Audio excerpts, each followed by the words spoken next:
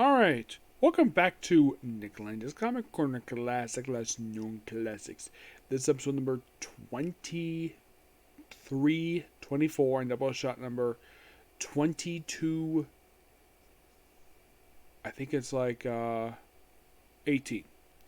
Now, we have the final Marvel Masterworks trade discussed that's on this website, anyways, for Amazing Spider-Man. This, of course, is volume 23.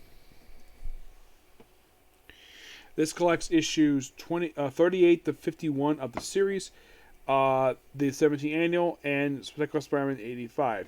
Now, I should point out, though, I have already covered 252, 259, thanks to the Origin Venom story trade. So, even though kind of discussed the issues already and what happened here, in this trade here. Oh, by the way, a lot of this book is written by Roger Stern and John Romita Jr. Roger Stern just does basically the main issues. He has pretty much everything in here. Even though it's the annual and the Spectacular Spider-Man issue, Bill Mansell just does the Spectacular Spider-Man issue. He co-writes it with Roger Stern. And the annual, Tom DeFalco co-writes issue 51, but Roger Stern is the main writer. John Romita Jr. does pretty much all the issues in here, except for 251. He does not do that issue. Nope, that's done by Ron Fritz, who does issue 48 as well.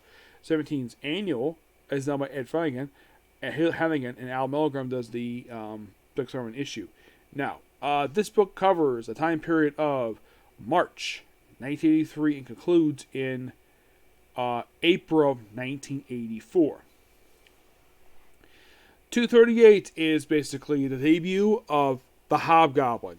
Now, the Hobgoblin, at this point in time, Roger Stern created this guy, and there was a mystery surrounding this guy. They did not reveal him right away. It took longer to reveal him than it was Norman Osborn. Norman Osborn, just a few years. This took freaking 10 years to reveal who the heck this guy was. Of course, I've discussed these issues already, but yeah, they're in this trade here, so here we go. So we have basically just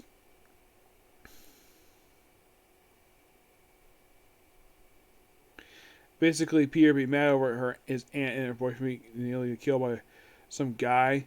And it's some guy who works for it. He's basically a guy, and this thing is quite interesting. This guy who runs away from the cops, he has to fight in the lair of the Green Goblin. Now, Harry had been retired of the Green Goblin at this point in time. And Osborn was dead. Well, he was declared dead at this point in time. And also, Bert Hamilton was dead too. And Phil Urich became the Green Goblin until 1980. So basically, he finds the outfit.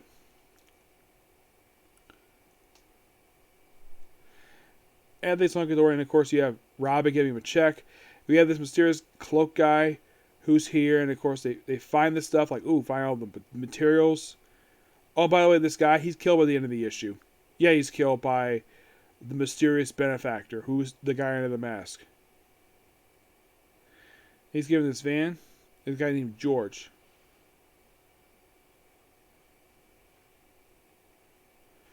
And then the guy kills him. Yep.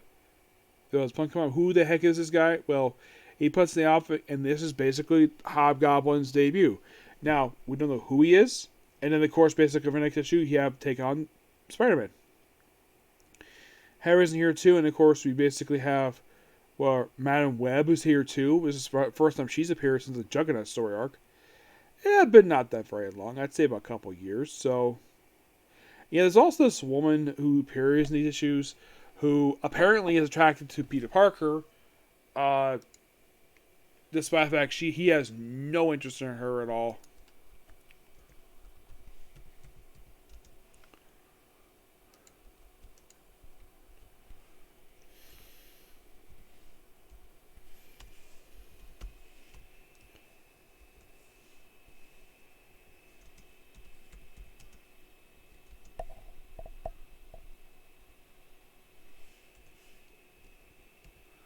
Who is this woman, you might ask?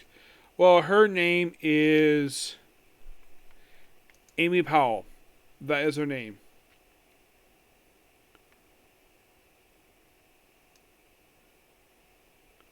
Yeah, she made a debut in 230. He, of course, is sadly, her boyfriend is no longer alive. He got killed off in issue 114 of Web of Spider-Man, which is, believe it or not, that came out just prior to the events of, well, Amy Powell herself. She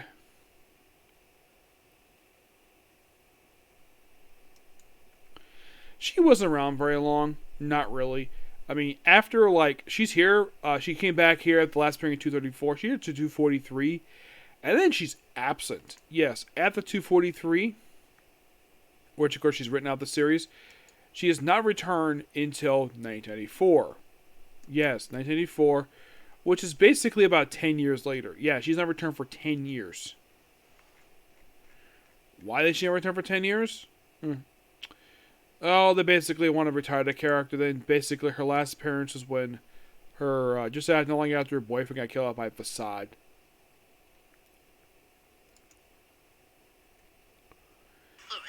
Yeah, that's mostly put exactly what was going on there.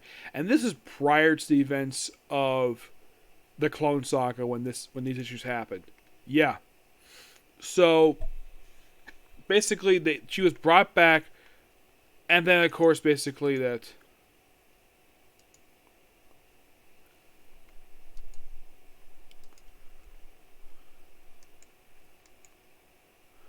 yeah, and also with the organization was Facade.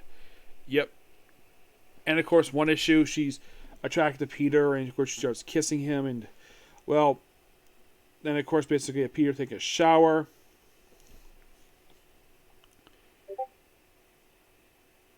Yeah, it's all stated at this point they're in an open relationship, and then of course it becomes serious later. Yeah. So after doing the Hobgoblin for a couple issues, then we have in 240 we have the Return of the Vulture. Yep. We have the Return of the Vulture in 240 and 241 in a quick two-parter. And then pretty much after this two-parter wraps up,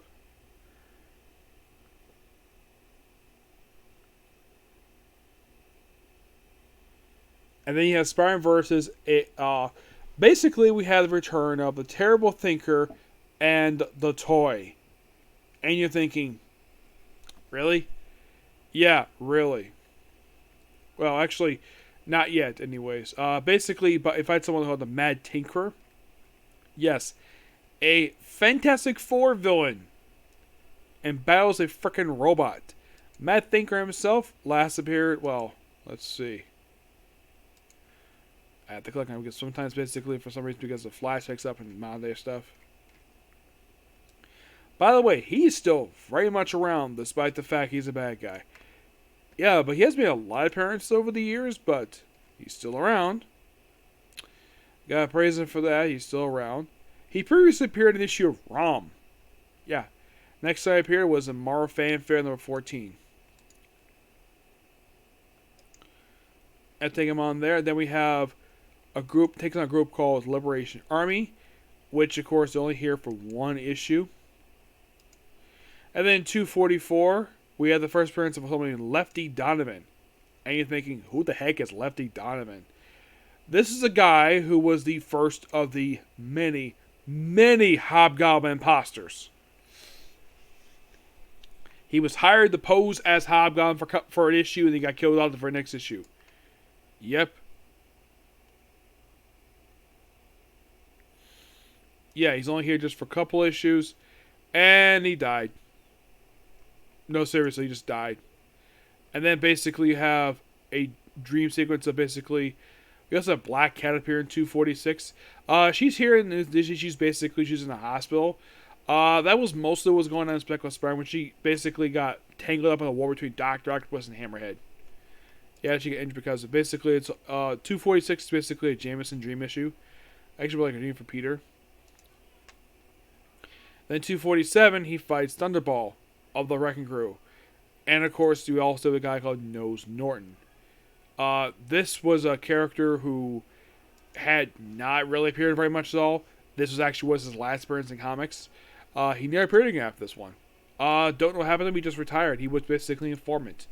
248 is an appearance with, of course, Thunderball. And then we have the annual. We have Kingpin show up and two people named Mr. Gilbert and Lonnie Matai. Yeah, basically two very minor characters. And then 249, well, is mostly put just, well, Hobgoblin returning, of course, dealing with the with the Kingpin for a couple issues, and that's it. Yeah, we sort of have a ending of their battle with 250, and then 251. You think, oh, he died here. The real Hobgoblin. Which he returned just a few issues later. No, seriously. It was just 4 issues later he just returned. He was only dead for a few issues. Yeah, but these issues are fantastic. But here's the strange thing, though. The book ended and it led into Secret Wars 1, which is awesome. Yep. I give Masterworks Amazing Spider-Man Volume 23 a 10 out of 10. Now you're probably thinking, okay, so I read Masterworks. How am I going to finish a review in the 200s? Well, I kind of started having the problem situated where I'm going to review these 2 trades called Spider-Man: The Complete Alien Saga. Now, the first portion I'm going to skip over the Amazing Spider-Man issues because I reviewed them already. Starting with Volume 2 review of those issues, and then afterwards I'll figure out as time goes on. Alright, next up we have is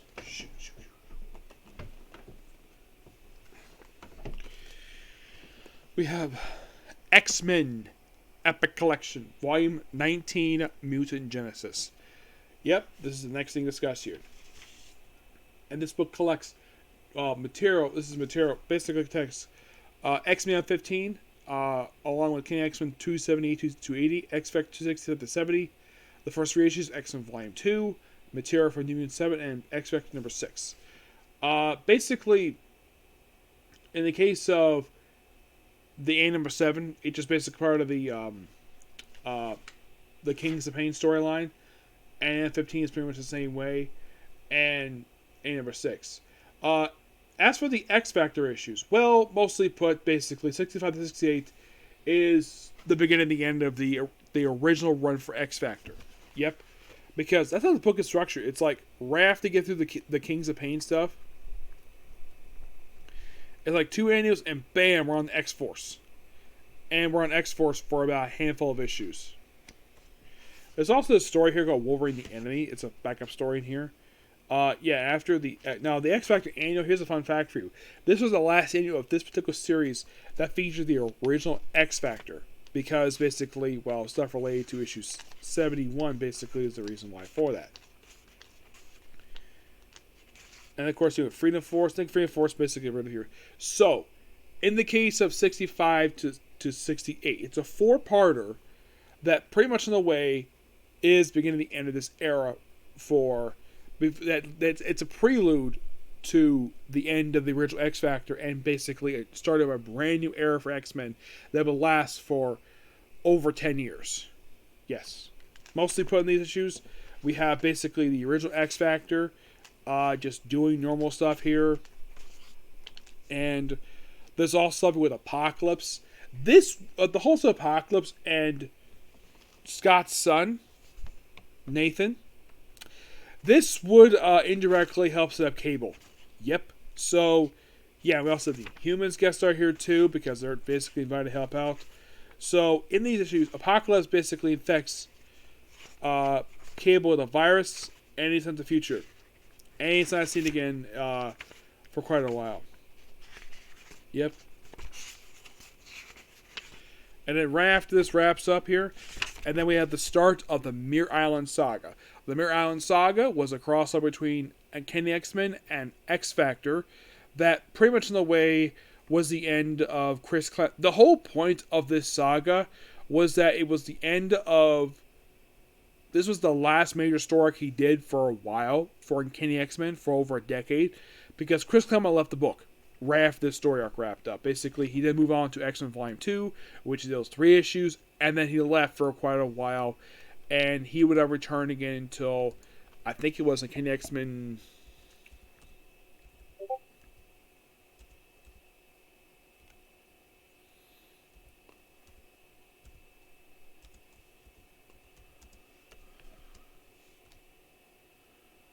I think it was like 381. He came back for like 381. He was there for a very, very brief period of time.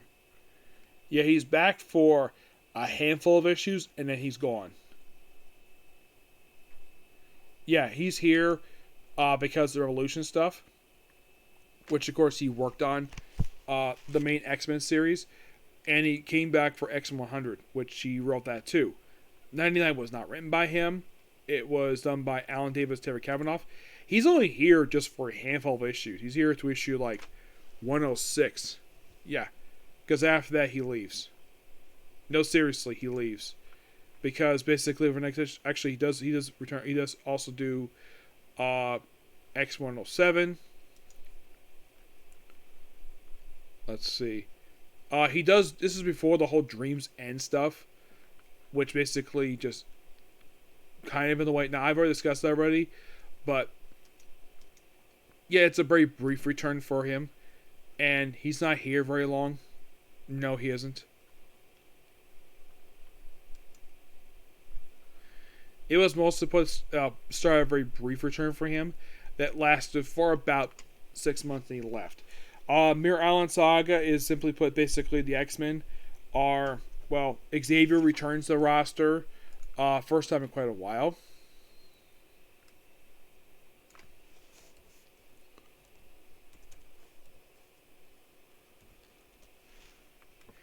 Yeah, he had, basically in the way, this also deals with the Shadow King.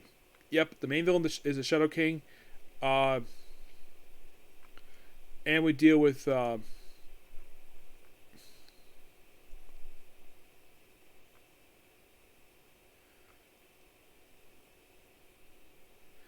yeah, mostly put in the way, this is just back to basics, basically, because he had been cured, and by the end of the story, he's basically back in his wheelchair. Mm-hmm. Yeah, so the X-Men basically are back home. My guess is because Claremont knew he was leaving, but he wanted to basically give the book a fresh start before he left. So he did this story arc, which actually was really good. And of course, at one point, like, they get tired. Like, I think in part 1, I think he says basically, we have to contact my original students. We have to contact X Factor. And he does this at the end of the very first part of the story. Yes, at the very first part. In case you're curious, though, Mirror Island Saga is only a handful of issues. It's only a 5-part story. It starts at 278, and it continues to 269, and yeah, and then it continues over into Uncanny X 280, which was well, the issue. Claremont didn't even do this issue, not really. And then basically, then we had 280 X Factor 70. Which basically has that's the aftermath of this whole storyline, because it deals with the return of the Shadow King. It's a great storyline and a great way to basically go out, basically dealing with the Shadow King. Yes, and then pretty much basically with the finale for X-Men 70, X Factor 70, the original X Factor team, which first showed up back in X Factor number 1, they had officially disbanded with this issue, and then basically we also had a debut of the replacement team in the very same issue. Yeah, the way the cover looked, basically, it's pretty much basically foretold it. Yes. Now, we basically, in this issue here, laid the groundwork for the government incarnation of X Factor, which for some reason PRDA references one more than the original one. Yes.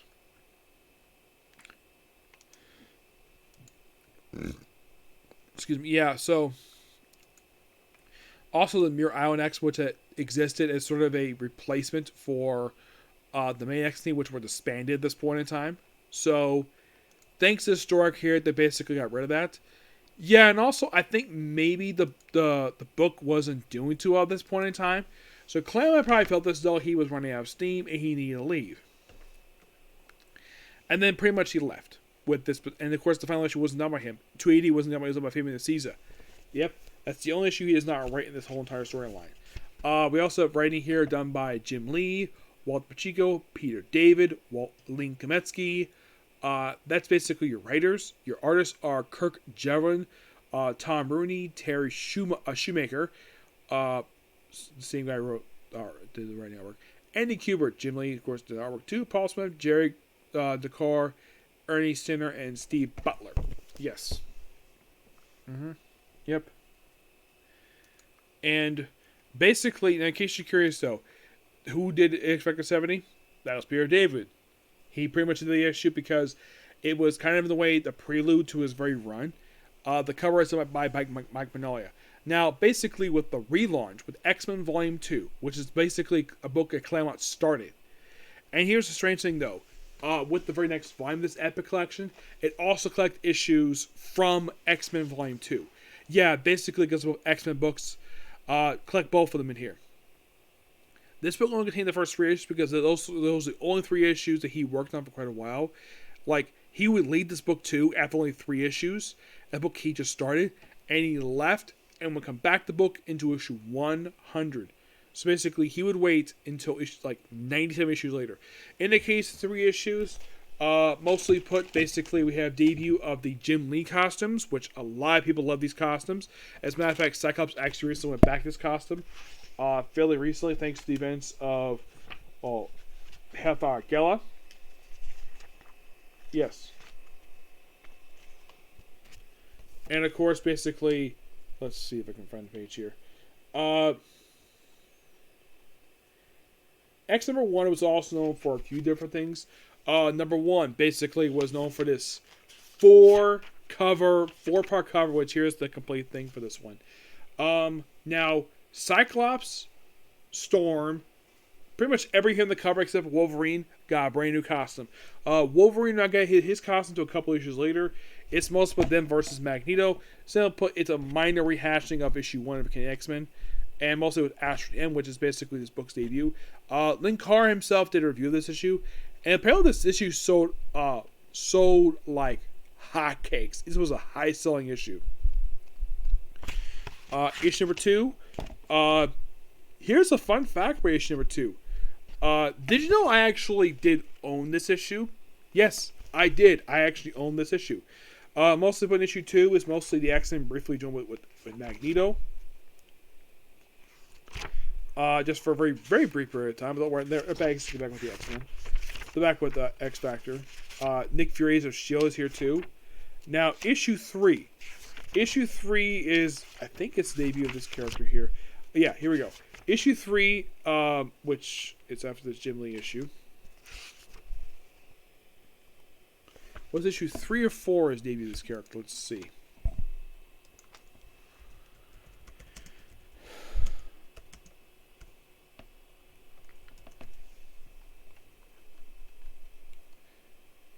No.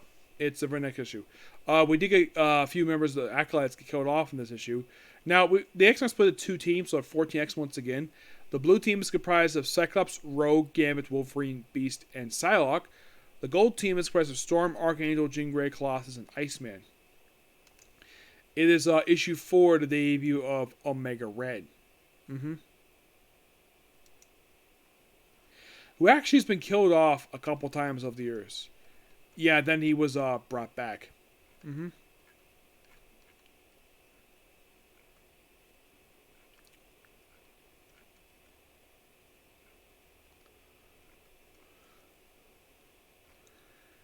Yeah, he's still around.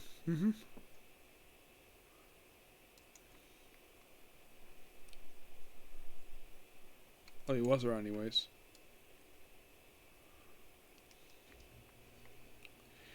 Yeah, but this book is fantastic. I give this book a 10 out of 10. Final thoughts on Chris Claremont's first era for X-Men. You're thinking, really? It's the end of it's the end of his era? Yes, it is. Yep, it is. Yeah, it's the end of an era for this particular run for Uncanny X-Men. Yeah. Had a lot of fun reviewing Chris Claremont's run. It took me a long time to review this because up until fairly recently, I had put the reviews of this on hiatus, too long of a hiatus. Excuse me, but now thanks to this very trade here, I have now officially reviewed, because I reviewed Bishop's Crossing. The trade still contained issues 281, 293. I reviewed the issues already, so with this trade in particular, I have now reviewed the first 296 issues, because I've also reviewed Execution Song as well. So, what's going to happen basically in X-Men? Well, when I reviewed the Alien Seatbelt Saga, Book 1, I'm going to skip over some of these X-Men issues. With that one, I'm actually going to do some individual issues. Some stuff from Bishop's Crossing and Execution Song. Basically stuff from both trades. Our review for that one basically will be an annual for Kenny X-Men. Basically about 5 issues from X-Men Volume 2, its annual, and a couple issues of Ghost Rider. Basically, that way I'll review for next time I review this. But yeah, that's pretty much it, particular review. Next up is, well, another Comic Corner. Yep. And then be on to Marshall, Magic, and Muscles. Okay? Next video. Bye.